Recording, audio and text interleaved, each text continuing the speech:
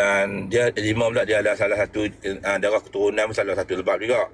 Dan eczema ni dia bila dikering nanti sakit.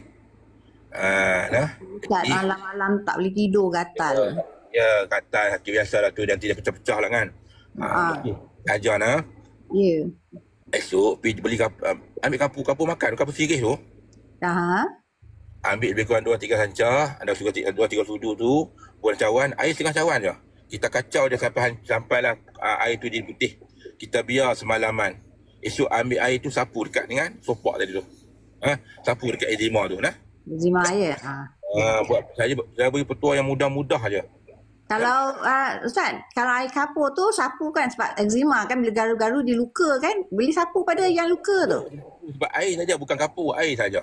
Yelah, sapu air tu ke luka pun tak apa ya? Ya, sapu air tu. Inilah Ustaz. Terima kasih Ustaz ya. Ada setengah lagi untuk eczema. Kan, ada setengah lagi eczema. Ada tak, dia ingat tak upuk macam upuk sambal tu? Kan? Upuk sambal, upuk degil, upuk sambal, upuk degil tu. Kan, ambil dia punya buah dia kan. Tengok buah tu.